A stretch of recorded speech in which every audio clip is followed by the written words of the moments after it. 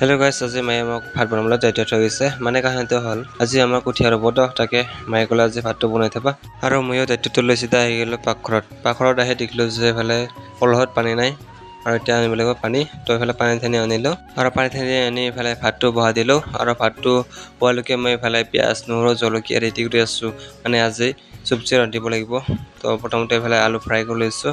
আলু ফ্ৰাই কৰি কিনে এইফালে পিঁয়াজ দিলোঁ আৰু মানে আজি গাহৰি মাংস বনাম। তো এইফালে গাহৰি মাংস বনাই আছোঁ।